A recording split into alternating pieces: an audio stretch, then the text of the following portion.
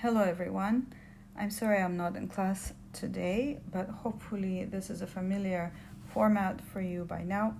I realized that last time I did not distribute the textbooks for the second half of the semester, but it's all right.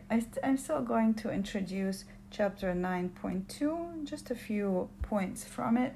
Last time on Thursday, we actually studied chapter 9.1, which is the number patterns. Remember the video by Math Antics? All right, and you did the handout for it. If you have not finished the handout, by the way, please finish it at the end of this class. But we're going to delve into 9.2. Yes, we can hopefully finish the Jeopardy as well when I come back, unless, of course, it got somehow erased in the computer update or something like that, in which case we'll do it another time.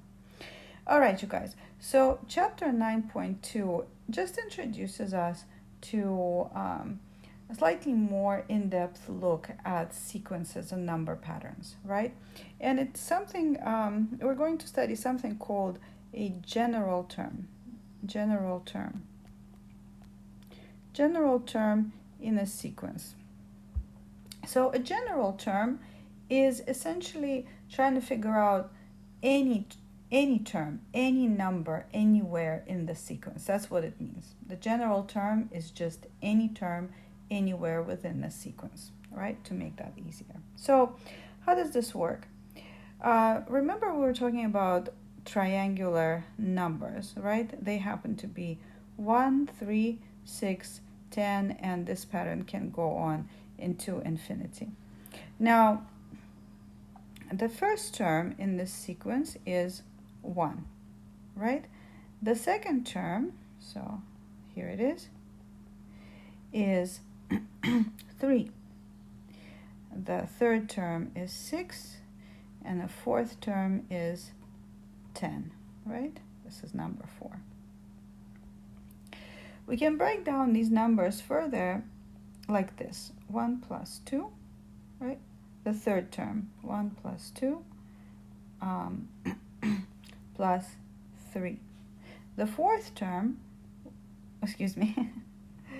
equals 1 plus 2 plus 3 plus 4, right? Can you guess what the fifth term is going to be? 1 plus 2 plus 3 plus 4 plus 5. So we keep going, adding all the numbers in the sequence until the number that corresponds to the place of that number within the sequence, right? In this case, 5, or in this case, 4. All right. So, of course, if this is 10 plus 5, it's 15. All right.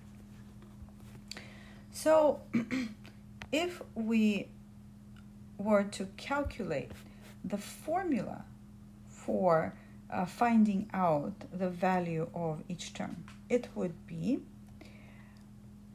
half of n times n plus 1.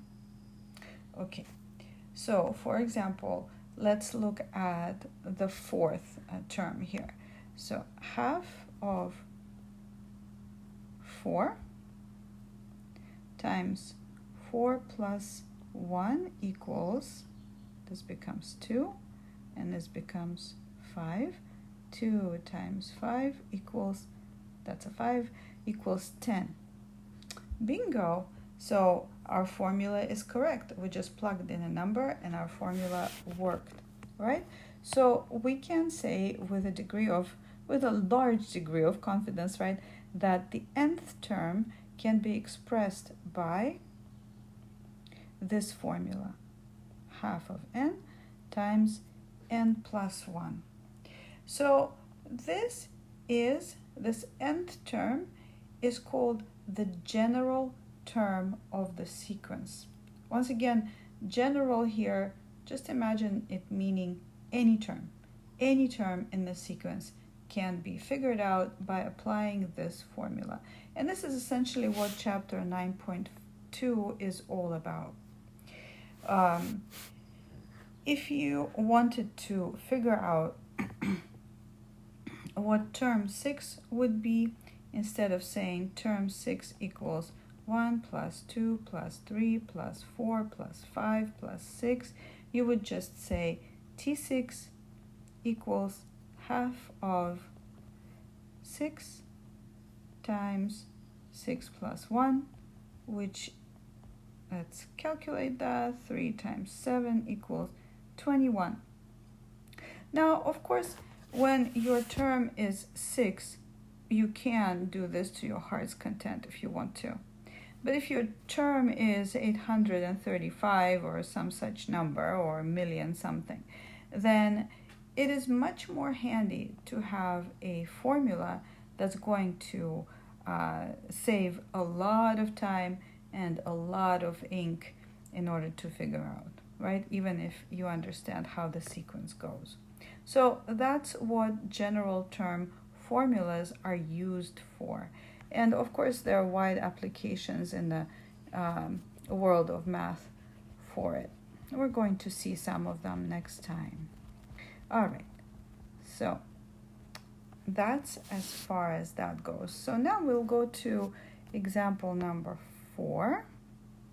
Example 4 from your book. And excuse me. Example 4 gives you a formula.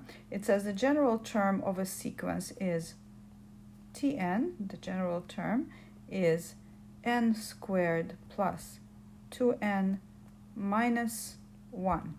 We'll need to find the first and the 10th term. Okay? All right. All you do is you plug in the number of the term into n. So n in this case equals 1. Here we go. T1 equals 1 squared plus 2 times 1 minus 1. And that would equal 2.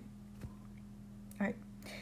Let's do the same thing with 10. We plug in 10 in place of n. All right.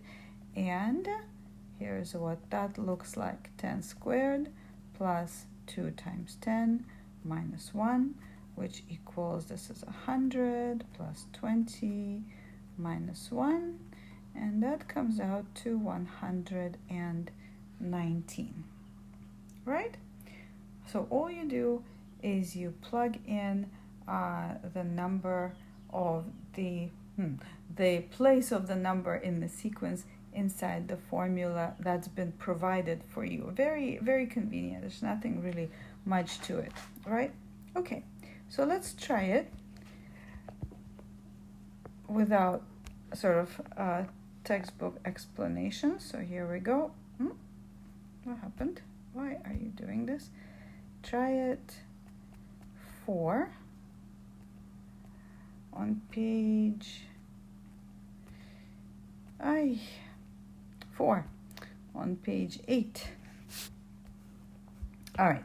The general term of a sequence is given by the formula Tn equals n times n plus 3. Find its second and 9th term. So what do we do? Am I hearing you talk in the background? Maybe? I hope so. So let's first plug in number 2. All right, and we got the second term of this sequence equals 2 equals 2 plus 3. All right, child's play, right, equals 10. Here we go. How about term 9? So let's plug 9 in for n. 9 plus 3. So that's 12. 9 times 12 equals, I believe, 108. Don't really want to calculate too much, but I believe I'm right. Okay, and that's all there is to it. Okay, so let's see. Let's talk about example 5.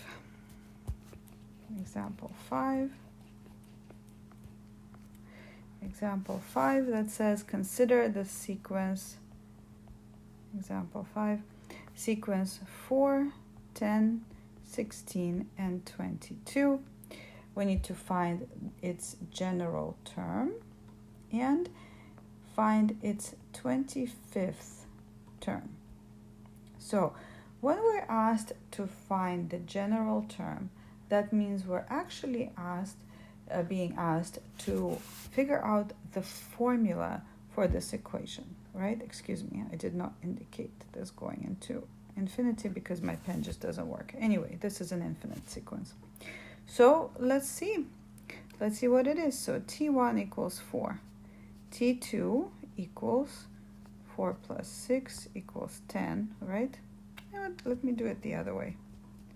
Let me do it backwards. Equals 10, which is 4 plus 6.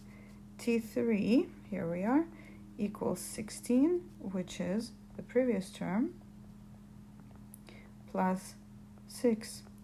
And T4 equals 22, which is the previous term, plus 6.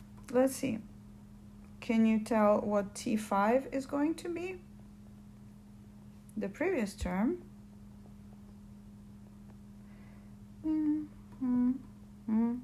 That it? Yeah. And one more, right? One more 6, which equals 28, etc., etc. So Tn, Tn, therefore, would be 4 plus however many 6s. How many 6s would it be? Let's look. So in T2, we only have 1 6. In T3, we have 2 6s, right? In T4, we have 3 6s. I can't write here. And in T5, we have 4 6s. So one less than the number of the term. So do you think that it's fair to say that we add 4 to the number of 6s that is, to the number of 6s, behave please, times the number 1 less than itself. 1 less than itself, right? So here we go. If n is 5, it would be 4 plus 5 minus 1. If t is 4, is 4 plus 4 minus 1, right? So it seems to me that this formula works, right? Tn equals 4 plus 6 times n minus 1. Now, if you did not catch that, please don't worry about it. Once I distribute textbooks to you, I believe tomorrow, then you will be able to review this concept, and of course we can discuss it more in the classroom. So, however, for those of you who remember the rules of linear expressions, we can simplify this formula further by opening the parentheses. We're going to apply the distributive property. So plus 6n minus, right? Minus 6, which then gives us 6n minus 2. That is the formula for the general term of this sequence. And now the problem is asking us to find term number 25. So term 25, all we do is plug and play 6 times 25 minus 2, which equals 150 minus 2, 148. All right. And that's all, folks. That's it. So this is what I would like for you to do. I would like for you to do this exercise. Now, if you're going to discuss it with your neighbor, you of course are going to do it very quietly, right? So there's no chaos reigning in our classroom, correct? So this in your textbooks is try at 5. Please do not go and get the textbooks without me there, because I need to write down all the numbers and other important documentation moments. All right, just look at this video. Here's your assignment. So consider the sequence 4, 7, 10, 13, etc. It's an infinite sequence. Your first assignment is to find its general term. Your second assignment is to find its 15th term. Oh, that's not a very good question mark, is it? All right. Okay. And that's it. Figure out the formula for these guys, and then figure out what the 15th term is going to be. And at this, I'm going to ask your teacher who is subbing for me today to pause the video, or rather to just stop the video here so that the problem is visible on the whiteboard, and for you to work it out in your notebooks. I will come and check for it tomorrow, and for those of you who solve this correctly, you're going to get a nice sticker of your choice. Now guys, if you are done with this assignment, please quietly do any work that you need to do, any other homework. For the 6th graders, I'm gonna remind you to continue working on your YAP, okay? Please refrain from working on the international fair. You've got YAP and you've got your essay. All right, my dears, I will see you tomorrow. Good luck, and please do your assignment. Please pause the video here.